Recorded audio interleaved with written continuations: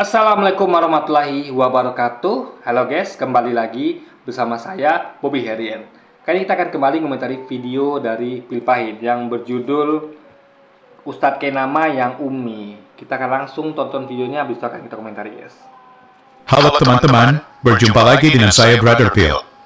Kembali kita akan bereaksi video dari Bangke. Sekali lagi nama saya Kainama, saya biasa dipanggil Kay. Seperti biasa Bangke dan polemikus lainnya, seperti Donditan bermasalah dengan yang namanya membaca yang komprehensif. Saya tidak mengerti apakah karena mereka mengikuti Nabi yang Umi. Sehingga, sampai-sampai di bagian tidak bisa baca juga harus. Begini, harus dibedakan ya. Jadi kenapa Nabi itu Umi? Ya, kenapa kita tidak Umi? Karena Nabi itu adalah posisinya adalah official, resmi. Dia adalah yang seseorang yang resmi di Tuhan, dan itu dia harus bebas dari tuduhan. Kenapa? Karena sesuatu yang seperti itu, seorang seperti itu tuh akan rentan tuduhan. Contoh, kamu kan pada kamu itu, kamu nulis di kitabmu kan, itu karangan kamu kan, jadi dia akan tuduh ngarang gitu. Kenapa? Karena tuduhan itu timbul kalau apalagi kalau dia punya kemampuan membaca menulis. Orang kan mengarang bahwa kamu karena sering baca nih, kamu jiplak dari itu ya, kamu ngarang ambil dari itu ya. Itu akibatnya kalau orang ini punya kemampuan untuk baca tulis, dituduh menjiplak lah, dituduh ngarang lah. Karena yang ngarang itu adalah orang yang bisa baca tulis. Artinya dia untuk ngarang itu dia harus butuh sumber lain dulu. Orang yang nggak punya sumber gimana mau ngarang? Ngarang itu kan butuh referensi gitu kan. Tulis itu kan butuh referensi. Karangan itu butuh referensi. Kalau dia nggak bisa baca tulis ya, Anda bayangkan ya. Ada anak yang tidak baca tulis. Apa mau dikarang oleh dia? Yang bisa ngarang itu adalah yang bisa baca tulis. Yang dia banyak baca buku, baca nonton, itu kan bisa ngarang. Ya, saya bisa ngarang ini. Kenapa? Saya banyak referensi. Saya banyak nonton film, banyak nonton podcast segala macam, dengan baca buku gitu. Saya bisa mengarang guys. Tapi orang yang nggak bisa baca tulis nggak bisa ngarang. Karena nggak punya referensi. Jadi referensi itu dibutuhkan untuk mengarang. Nah, bahaya bagi seorang nabi apabila dia punya kemampuan baca tulis, sehingga dia akan tuduh untuk punya kemampuan mengarang karena dia punya referensi. Karena dia bisa baca, dan dari bisa baca dia bisa melakukan referensi. Dia nggak bisa nulis, sehingga dia akan tuduh untuk menulis kitabnya. Makanya Nabi itu, Muhammad itu diciptakan sebagai Nabi yang umi, biar dia lepas dari tuduhan itu. Tapi anehnya, konyolnya, meskipun sudah begitu masih dituduh juga. Itu aneh sekali. Yang nuduh lagi yang error guys. Udah seorang nggak bisa baca tulis, dituduh juga gitu kan. Padahal itu udah antitesa namanya. Kalau orang nggak bisa baca tulis, berarti dia nggak bisa ngarang, karena nggak punya referensi. Masih juga itu tuh, itu aneh sekali gitu kan. Dipaksa juga paling tidak logis gitu kan. Kalau menuduh dia orang yang bisa baca tulis, yang banyak baca buku, yang bisa nulis gitu kan. Nah itu baru ada wajah bisa ada tuduh dia ngarang bisa atau nulis kitabnya. Tapi kan memang tidak mungkin terjadi gitu. Dan beda sama kita. Justru kita bisa baca tulis. Kenapa? Karena kita bukan nabi. Beda. Kita nggak boleh, kita bukan nabi, jadi Pil Pahit nggak bisa bedakan mana nabi, mana umat nggak bisa baca tulis. Kenapa? Karena kita harus bisa membaca dan bisa menuliskan apa yang disampaikan oleh nabi. Nabi sampaikan ini teks yang kita baca. Banyak kita nggak bisa baca, nanti dibacain orang nanti kan, orang nipu kita. Bacanya apa bro? Begini, paling begitu bacanya. Makanya kita sebagai umat beda sama nabi kita. Kita harus bisa baca tulis. Kenapa? Karena kita tidak dapat informasi dari Tuhan. Nabi dapat informasi dari Tuhan. Ngerti ya? Ini Nabi itu punya kemampuan. Jadi Nabi itu disuapin sama Tuhan. Disuapin dia. Dikasih firman. Dikasih informasi dari Tuhan. Firman itu informasi dari Tuhan. Kita tidak. Kita bukan Nabi. Nggak official, nggak resmi. Sehingga kita harus mencari sendiri informasi itu. Dan kita dapatkan informasi itu dengan cara membaca. Makanya kita tuh beda sama Nabi. Kita tuh harus bisa baca tulis. Nabi nggak perlu. Kan Nabi itu tidak mencari informasi. Nabi itu tidak mencari informasi. Mana informasi dari Tuhan? Enggak, dia langsung dikasih Tuhan informasi. Kan dia adalah resmi official gitu loh guys. Nah, maka Pil Pahit nggak ngerti bedanya antara Nabi dengan umat gitu kan. Dia harus belajar dulu beda antara keduanya gitu kan. Di bagian tidak bisa baca juga harus diikutin. Dan pada akhirnya Mana ada begitu? Kan saya bilang kita harus bisa baca tulis. Kalau Nabi nggak perlu. Karena kita harus cari informasi. Nabi nggak perlu cari informasi, dia sudah dapat informasi dari Tuhan gitu loh guys. Itu loh berikutnya kan. seperti anak SD yang baru belajar membaca. Sebelum kita tanggapi, kita saksikan videonya berikut.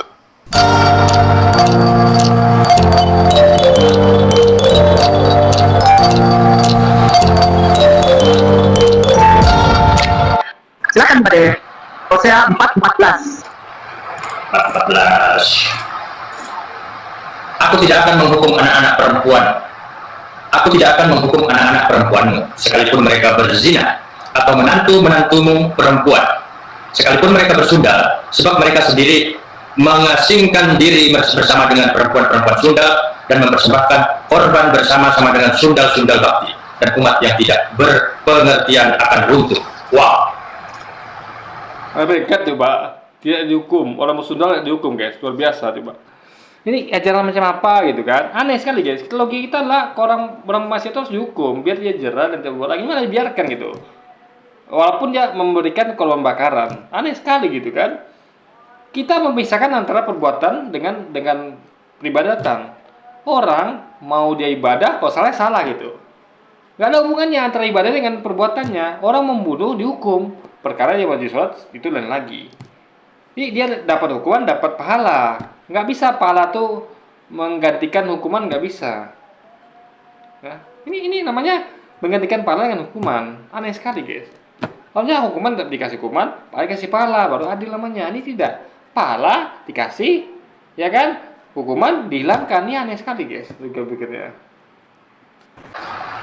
Mau apa itu? Maka mereka bukan hanya segitu itu, bukan di stop, malah dibiarkan dengan pesundalnya gitu kan. Aneh sekali guys. Mau apa itu? Masih mau kau bilang sama Ustaz Kiai, jangan takut murtad. Apa itu? Itu kata-kata apa? Tidak bertanggung jawab. Statement yang tidak bertanggung jawab. Ya, saya nggak peduli kau murtad apa tidak, saya nggak peduli. Maksudnya kan, ketika kamu bersundal, hentikan sundalanmu karena kau akan dihukum. Nah, untuk itu kamu harus bertobat dengan memberikan korban bakaran. Kan segitu logikanya. Itu baru ayat yang masuk akal. Tapi kalau ketika kamu bersundal, kamu tidak akan dapat hukuman, tapi kamu dibiarkan dengan persundalanmu, dengan kamu memberikan korban bakaran. Aneh sekali guys. Kok kita dikasih tahu yang begituan gitu loh. Ini nggak dapat diterima logika gitu loh ya kan. Kok dibiarkan kemaksiatan gitu. Malah kesannya malah disuruh gitu kan. Pergi dengan bersundalmu gitu. Pesundalmu ini aneh sekali guys, bener aneh. Saya tidak makan dari kau. Saya cuma kasih lihat ini aja. Ya. Aku tuh huruf depannya besar bukan karena awal kalimat, bukan. Yang berbicara ini ya itu yang di dalam kitabnya mereka. Ya. Tidak ada hukuman buat anak-anak perempuanmu yang berzina. Kau mau? Tidak ada hukuman buat mantu-mantu perempuanmu yang bersundal. Tahu apa itu? Apa itu? Hah? Apa itu? Sana, tak pusing kali nama. Wah, tapi akhirnya nggak jadi gimana? Akhirnya nangis terus nggak jadi. Saya bukan menakut-nakuti, saya tidak menakut-nakuti orang, saya menakuti orang. Ya. Kita sudah saksikan pernyataan Bangke dalam sesi live-nya bersama babysitternya Aristo, di mana mereka mengutip Hosea 4 ayat 14. Babysitter ya kan? Kok sampai ini ajaran kasih, katanya ajaran kasih, kok orang lain dibilang babysitter, direndahkan dengan sebutan babysitter. Ini gimana letak ajaran kasihnya gitu kan?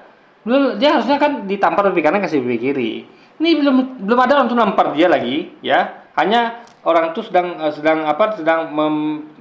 menyampaikan kebenaran tentang agamanya, ya kan? Menyampaikan bahwa agamanya salah dengan argumentasi seperti itu. Lalu dia tampar orang nih guys. Artinya dia kan belum ditampar pipi kanan, dia kasih pipi kiri kan harusnya kan, tapi dia malah nampar duluan guys. Jadi makanya saya bilang ya, antara ajaran kasih dengan praktiknya tuh tidak sesuai guys gitu kan. Mana mereka mengutip Hosea 4 ayat 14. Dari ayat yang dicomot dari konteksnya, Bangke mengambil kesimpulan bahwa Tuhan dalam Alkitab membebaskan orang untuk berzina dan bersundal tanpa ada hukuman. Padahal, kalau kita lihat konteks keseluruhan perikop ini adalah tentang bagaimana orang Israel murtad. Kalau kita baca Hosea 4 ayat 1-2. Dengarlah firman Tuhan, hai orang Israel, sebab Tuhan mempunyai perkara dengan penduduk negeri ini, sebab tidak ada kesetiaan dan tidak ada kasih, dan tidak ada pengenalan akan Allah di negeri ini. Hanya mengutuk, berbohong, membunuh, mencuri, berzina, melakukan kekerasan dan penumpahan darah, menyusul penumpahan darah. Teman-teman lihat bagaimana berdosanya orang Israel mulai. Nah, harusnya kan dia dihukum, ini malah dibiarkan. Aneh sekali guys.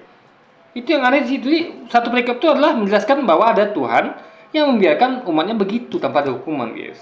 Gitu loh gue pikirnya. Jadi saking putus asa Tuhan kok tidak ada kata-kata stop gitu. Hentikan perbuatan lagi saya gitu harusnya kan. Ini tidak. Lanjutkan gitu kan. Aneh sekali guys. Dan teman lihat bagaimana berdosanya orang Israel mulai dari imamnya dan seluruh rakyat. Sehingga Tuhan tidak peduli lagi kepada mereka, seperti yang dikatakan dalam Hosea 4 ayat 6. Umatku binasa karena tidak mengenal Allah. Karena engkaulah yang menolak pengenalan itu, maka aku menolak engkau menjadi imamku. Dan karena engkau melupakan pengajaran Allahmu, maka aku juga akan melupakan anak-anakmu. Nah, kok bisa sampai anak-anaknya dilupakan? Nggak masuk akal, guys. Ini namanya Tuhan yang dendam gitu, aneh sekali. Kita kalau orang tua yang salah, kita tidak akan nyalahkan anaknya. Anaknya nggak tahu apa-apa gitu loh. Ini kok orang tua yang salah, anaknya dilupakan. Aneh, guys. Ya, aneh sekali. Contoh, ada suatu keluarga yang cerai suami istri misalnya. Ya. Itu ada bayangkan seorang suami itu melupakan anaknya hanya karena kesalahan istrinya yang selingkuh lalu minta cerai. Yang salah ke istrinya, dia kok boleh melupakan anaknya. Tapi suami yang mendendam, dia akan melupakan anaknya karena kelakuan istrinya. Jadi Anda pilih yang masuk akal yang mana? Ada menjadi suami yang adil, yang salah istri Anda, yang selingkuh dan minta cerai. Ya, tapi Anda tidak melupakan anak Anda. Anda tetap memberikan haknya, Anda tetap menyayangi Anda, atau Anda jadi suami yang pendendam. Istri Anda berbuat, ada hukum dengan melupakan anak Anda gitu. Itu kan tidak adil namanya, guys. Nggak masuk akal ada Tuhan seperti itu gitu loh, ya kan? Aneh sekali, guys. Jadi Tuhan menolak mereka yang melakukan dosa, dan tidak anggap mereka sebagai domba yang harus diperhatikan. Hosea 4 ayat 16. Jadi bukan juga dengan menyuruh, ya. Jadi Tuhan tuh begini, dia ketika dia tak peduli, kita akan dihukum. Kalian berbuat seperti itu, kalian dapat hukuman, harus begitu. Itu bukti nggak peduli. Ini begini guys ya, Anda bisa bedakan peduli dengan tidak peduli. Nih, kalau saya adil, jadi peduli, nggak peduli sama adil itu semuanya keterkaitan. Misalnya, saya terangkan ya. Ada orang yang dia itu melakukan kejahatan, atau anak kita jahat lah. Kita peduli, apa yang terjadi? Kita peduli, kita akan nasihatin dia. Nah, kamu jangan buat jahat ya. Nanti kita akan ibu hukum. Itu kita peduli. Kalau dia nggak peduli, kita biarkan. Kita nggak peduli, ya kan? Yang satu lagi adalah tidak adil. Kita tahu dia buat jahat, kita suruh dia belah. Kalian teruskan perbuatan kalian itu. Itu bukan lagi masuk konteks nggak peduli, tapi nggak adil. Nanti ya. Kalau nggak peduli, ada diam saja. Nggak peduli tujuan dengan diam saja. Ini Tuhan bukan diam saja, malah menyuruh berzina pergilah kalian dengan persaudara kalian itu. Ini disuruh malah, guys. Gitu loh, ngerti nggak? Beda, malah disuruh untuk dirumuskan lebih dalam lagi gitu loh. Aneh. Ini Tuhan tuh tidak harusnya kan mengambil opsi untuk menghentikan. Atau nggak peduli. Oke lah, nggak peduli. Tapi minimal, masa sih Tuhan tuh tidak bisa mengingatkan? Jadi gini loh. Tuhan itu akan, jadi selalu saya ya, Tuhan yang benar itu adalah Tuhan yang selalu mengingatkan. Ya. Tuhan yang selalu mengingatkan gitu. Apa namanya ya, orang tua baik adalah orang tua yang selalu mengingatkan anaknya, walaupun anaknya bandel harus diingatkan terus gitu loh. Ya, ngerti ya. Kecuali mungkin anaknya durhaka, itu beda soal itu. Tapi anak durhaka tidak akan disuruh orang tua macam-macam. Dia akan nggak peduli sama anaknya, tapi dia nyuruh anaknya untuk terus berbuat itu, enggak. Dia akan, misalnya anaknya durhaka sama dia, lalu anaknya bunuh orang, dia akan suruh bahwa, atau dalam berzina, dia kan bilang bahwa terus kan berzinamu, nggak ada gitu, guys. Dia akan diam saja, nggak peduli gitu. Ini beda ya antara peduli, nggak peduli dengan tidak adil, itu beda, guys. Jadi ini maksudnya adalah dia tidak peduli, menjerumuskan lagi, dendam pula lagi kepada anak-anak. Ini nggak masuk akal, guys. 4 ayat 16. Sebab Israel degil seperti lembu yang degil, masakan sekarang Tuhan menggembalakan mereka seperti domba di tanah lapang. Jadi, Tuhan menolak mereka. Sama seperti yang dikatakan dalam Ibrani 12 ayat 7-8. Jika kamu harus menanggung ganjaran, Allah memperlakukan kamu seperti anak. Di manakah terdapat anak yang tidak dihajar oleh ayahnya? Tetapi, jikalau kamu bebas dari ganjaran yang harus diderita setiap orang, maka kamu bukanlah anak, tetapi anak-anak gampang. Bayangkan ketika orang tua kalian tidak anggap kamu anak lagi. Jadi kalian hidup bebas, tidak ada yang melarang dan menghukum lagi. Masalahnya ya itu bukan Tuhan yang adil. Anak itu tak akan dihukum.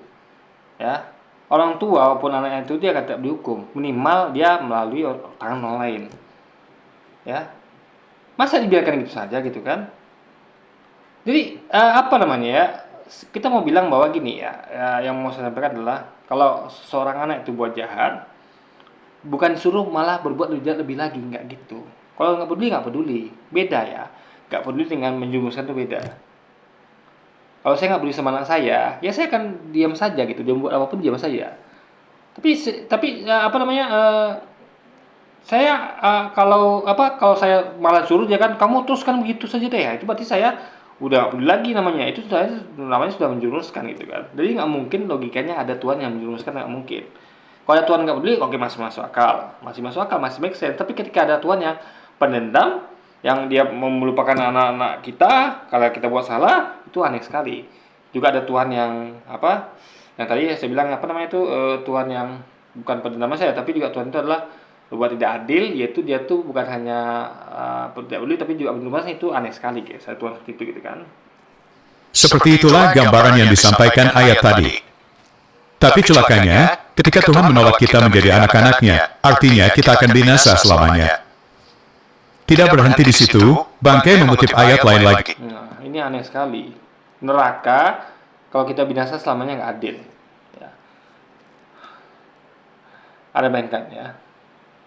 Di neraka kita mati nggak hidup lagi, itu nggak adil. Kita juga awalnya kita kan nggak ada. Ya, kita nggak ada, ya nggak ada aja gitu. Itu nggak adil. Tapi bayangkan kita ada, kita mengalami kezaliman, kita dipukul, diperkosa misalnya, dibunuh, disiksa, ya kan? Lalu orang itu berbuat itu kepada beberapa orang gitu. Jadi misalnya dia membunuh 100 orang misalnya, ya kan? Lalu dia hanya mati sekali, adil nggak? Nggak adil. Ya. Enak, gini, bahkan ada orang ya, Anda bayangkan ya, orang nih, kenapa ada orang yang bunuh diri? Ya masa kan gampang itu, mati sekali sudah.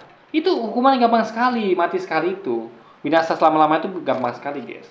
Yang berat itu adalah Anda udah mati, hidup lagi, mati lagi. Ngerti ya? Maka orang tuh bilang bahwa udah akhiri sisaan ini, bunuh saya saja. Itu dia untuk mengakhiri penderitaan. Makanya yang paling sakit itu adalah ketika kita hidup menderita. Begitu kita mati selesai semuanya. Makanya ada orang tuh mengatakan kematian tuh begitu. Ketika ada orang sakit parah nih, aduh sakit sekali nih, kapan aku mati? Enak mati lagi, kenapa? Karena sakit itu enak guys. Karena ketika mati sama kayak tidur, ngerti ya? Oke lah kita mengalami kematian itu sakit sekali rasanya, tapi cuma sekali itu saja gitu. Besok kita tidak merasakan apa-apa lagi. Aneh sekali gitu loh. Ngerti ya logika pikirnya ya? Jadi kalau di surga, di neraka nanti kita cuma mati saja, nggak bagi-bagi lagi, ya apa ya?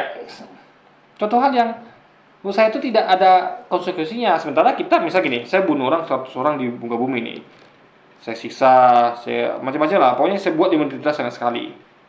Lalu tiba-tiba saya cukup mati di dunia ini, lalu nggak hidup lagi. Lalu untuk apa neraka? Neraka itu kan isinya adalah siksa. Orang harus merasakan sakit di sana. Saya bisa orang di dunia, seseorang, saya harus mendapatkan siksa yang sama di neraka seperti itu juga. Makanya nggak mungkin saya di posisinya itu adalah mati selamanya, nggak mungkin. Nggak mungkin bisa selamanya. Gimana saya bisa merasakan apa yang saya lakukan untuk orang itu di dunia? Nggak mungkin. Kalau gitu enak sekali dong. Di mana keadilan? Makanya orang tuh diancam.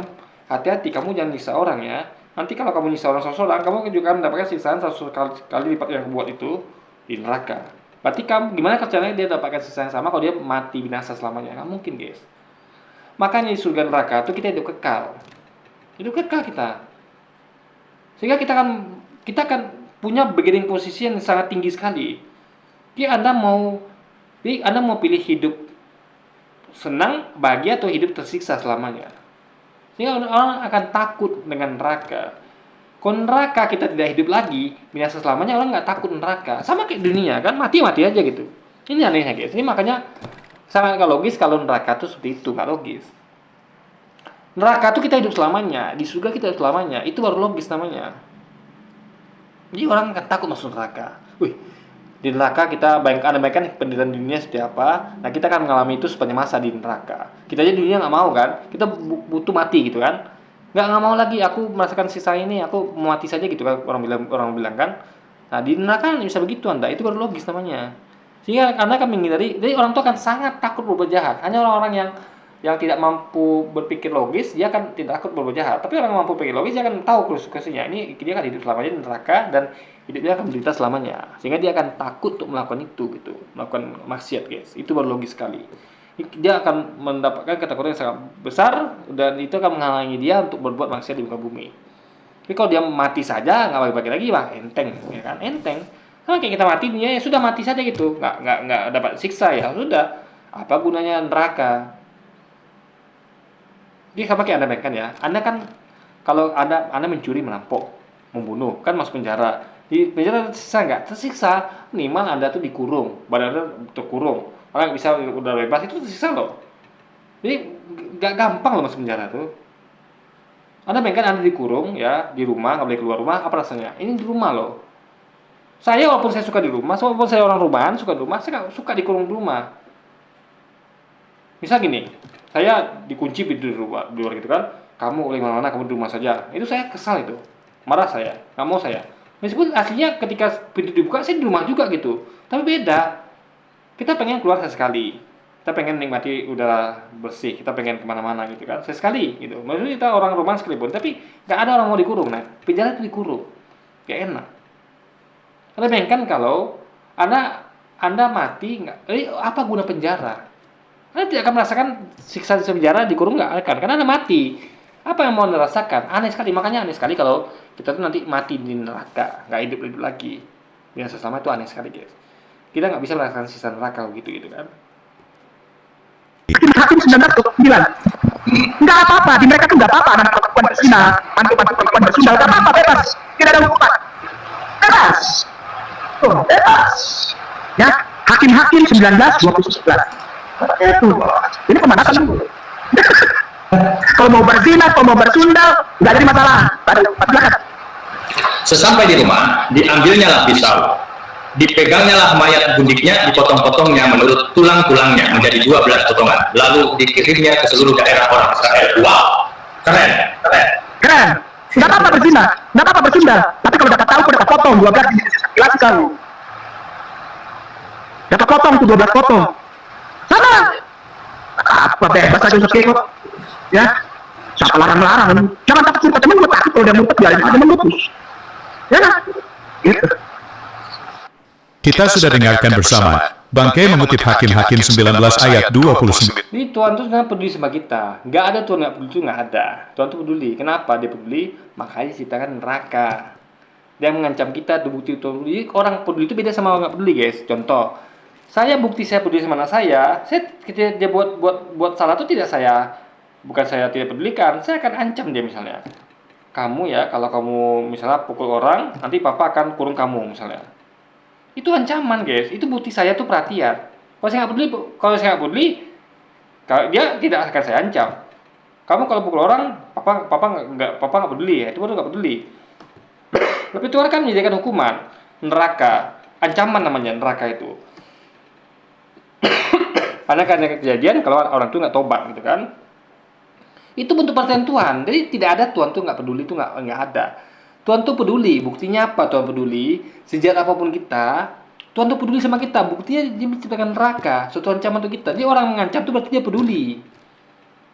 Ngerti nggak? Ancaman suatu peduli. Contoh gini. Misal sekarang ini kan ada pejuang demokrasi, ya. Ada ancamannya tuh. Tiba-tiba ada Petrus, orang hilang gitu kan.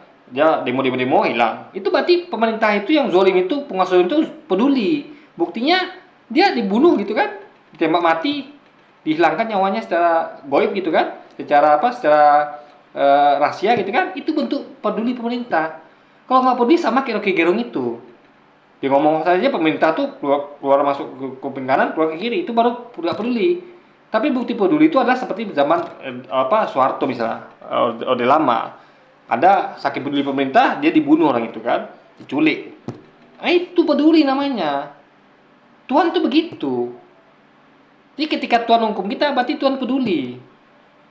Dia ingin kita tuh baik, makanya dia hukum kita kalau kita jahat. Biar kita tuh nggak berbuat jahat, itu tanda Tuhan peduli. Kalau Tuhan menyediakan hukuman, berarti dia peduli sama kita. Ingat, Tuhan peduli adalah Tuhan yang ngasih, atau orang siapapun itu ya, peduli itu adalah dia akan ngasih reward dan punishment.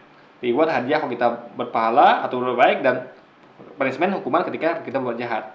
Itu Tuhan peduli. Kalau Tuhan nggak peduli adalah kita nggak dikasih hadiah ketika berbuat baik, kita tidak dikasih hukuman kalau kita buat jahat. Itu baru nggak peduli. Contoh, saya kerja nih, saya kerja.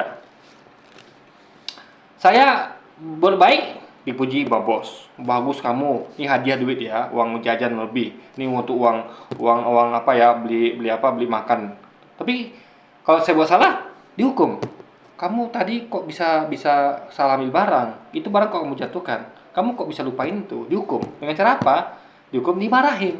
Itu kan dia peduli, marah itu dia peduli. Ada konsekuensi yang bisa saya buat, itu peduli dia. Gak peduli kalau saya ngapain dia di aja gitu. Saya di toko tuh, saya di pekerja tuh nggak ngapain dia gak peduli. Mau saya gini gitu nggak peduli. Gak ada teguran, gak ada hukuman, gak ada reward. Itu baru nggak peduli. Tapi selama seorang atau sesuatu itu masih memberi kita reward punishment, itu tanda peduli. Walaupun itu sekedar punishment, hukuman, itu tanda pedulian. Jadi tanda bentuk kepedulian dibutuhkan ditunjukkan dengan melalui reward dan punishment. Orang yang nggak kasih reward dan punishment berarti nggak peduli.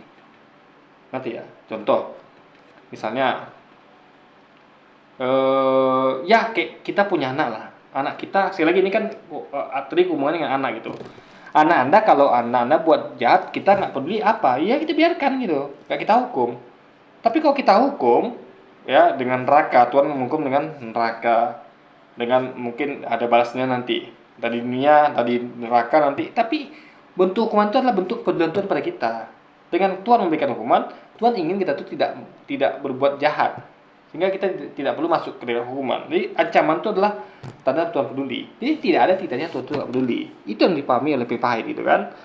Jadi omong kosong kalau dia mengatakan bahwa Tuhan itu tidak peduli. Tuhan itu peduli, makanya kasih hukuman guys. Jadi bentuk pemberian Tuhan itu bukan hanya memberikan hadiah, tapi juga hukuman itu bentuk Tuhan peduli gitu kan.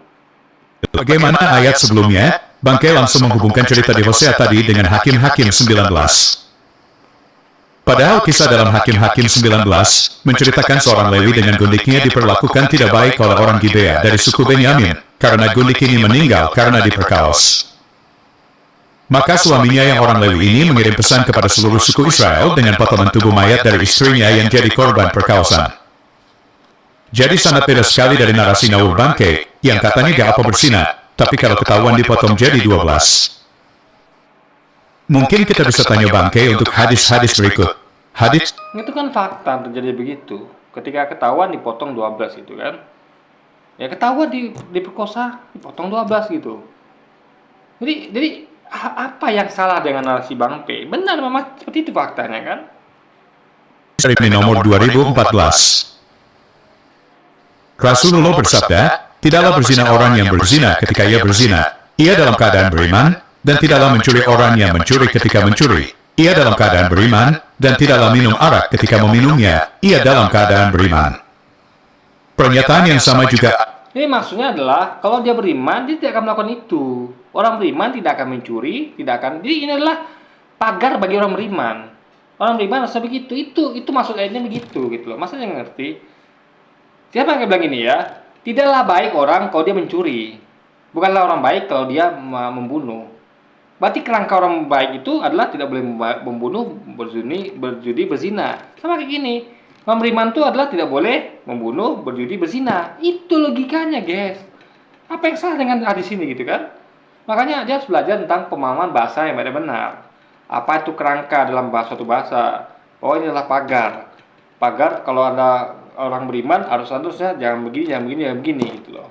Itu cara berpikir logikanya kan. Pernyataan yang sama juga ada dalam hadis berikut.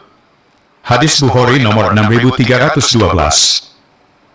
Nabi bersabda, tidaklah berzina orang yang berzina ketika ia berzina dalam keadaan beriman, dan tidaklah mencuri orang yang mencuri ketika ia mencuri dalam keadaan beriman. Tidaklah ia meminum khamar ketika meminumnya dan ia dalam keadaan beriman, dan tobat terhampar setelah itu. Jadi ibaratnya apa namanya? Tuhan tuh Maha Pemaaf, ya. Ini logika kedua ya. Tuhan Maha Pemaaf kepada orang yang tidak durhaka padanya. Sama kayak misalnya ada orang tua. Orang tua akan memaafkan anaknya selama itu tidak durhaka pada dia. Misalnya anaknya dilarang nggak mau, disuruh nggak mau, bandel ibaratnya. Itu masih ada kata maaf. Tapi ketika anak durhaka, nggak ngakui sebagai orang tua, apa yang terjadi? Itu orang tua marah besar. Bahkan dia nggak mau ngakui itu sebagai anaknya lagi, karena anaknya tidak mau ngakui orang tua sebagai orang tuanya. Sama kayak Tuhan juga begitu. Ketika Anda selamat dari durhaka, Anda masih mengakui dia Tuhan yang benar, masih mengakui memang itu Tuhannya, karena dia memang Tuhan yang benar, Anda tidak akan ibaratnya Anda tuh masih dikasih kesempatan untuk tobat. Ngerti ya? Tapi kalau Anda tidak lagi mengakui itu Tuhan Anda bertobatnya kepada siapa? Bukan kepada dia. Artinya Anda salah tobat. Dia gimana dia mau meng-approve, guys? Ngerti ya? Jadi Anda tidak mengaku orang tua Anda sebagai orang tua. Anda buat bandel. Anda ngaku salah kepada siapa? Dia bukan orang tua Anda lagi. Jadi dia mau gimana mau approve Anda? Jadi kalau Anda masih ngaku dia orang tua Anda akan ngomong ke dia kan, maaf ya aku bandel gitu. Jadi akan maafkan Anda, Anda masih ngaku dia sebagai anaknya kok. Dia juga tentu akan ngaku Anda sebagai anaknya. Tapi kalau Anda tidak ngaku dia sebagai orang tua Anda, lalu Anda minta maaf ke siapa? Itu yang pertama. Lalu ketika ketika Anda mau nuntut juga dia tuh ngaku Anda sebagai anaknya, nggak bisa gitu. Anda yang menganggap dia sebagai orang tuanya gitu kan. Itu juga pada hadis berikut. Hadis Ahmad nomor 7017. Nabi bersabda, tidaklah seseorang itu mencuri dan ketika sedang mencuri ia dalam keadaan mukmin. Dan tidaklah seseorang itu meminum hamar dan ketika sedang minum hamar ia dalam keadaan mukmin. Dan tidaklah seseorang itu berzina dan ketika berzina ia dalam keadaan mukmin.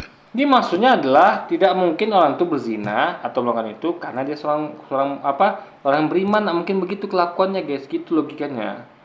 Dan ketika pun dia melakukannya, itu pintu tobat itu terbuka lebar untuk dia, karena dia tidak masuk dalam bab durhaka. Kan durhaka itu tidak ampun. Anda bandel sama orang tua Anda. Orang tua Anda kalau Anda tobat, Anda minta maaf akan dimaafkan. Tapi berat orang tua itu maafkan ketika Anda durhaka. Nggak akui sebagai anak. Apa jadi kayak maling kundang itu di batu gitu. Jadi kesalahan Anda itu tidak ada maafnya gitu. Anak yang durhaka pada orang tuanya, ya, itu tidak akan dimaafkan kesalahannya. Karena pintu itu ada tutup gitu. Pintu dia sebagai orang tua ada tutup. Bagaimana dia mau memaafkan Anda gitu kan? Ada dia mengakui dia sebagai orang tua Anda gitu kan? Itu lagi kita, guys. Coba Bangkai dan teman-teman muslim jelaskan hadis-hadis ini, biar tidak salah paham. Ya, saya jelaskan barusan gitu kan. Jadi kalau Anda salah paham, berarti Anda sama kayak pil pahit, nggak ngerti logikanya. Teman-teman lihat, jika orang yang mengaku dokter lulusan Israel saja begini kualitasnya, bagaimana dengan yang bukan dokter? Seperti saran saya ke... Jadi sudah sesuai itu, kualitas tulisan nama sudah sesuai. Justru kualitas pil pahit kita pertanyakan. Masa bahasa simple itu dia nggak ngerti gitu kan? Saya sudah terangkan di video saya, itu bahasa itu simple. Makanya kita cukup hanya modal logika, akal pikiran sehat, dan pemahaman bahasa yang benar-benar. Sudah selesai itu. Kita akan menjadi orang-orang yang, dan kita berpikir juga gitu kan. Dia sama seperti pil pahit yang nggak mau pikir.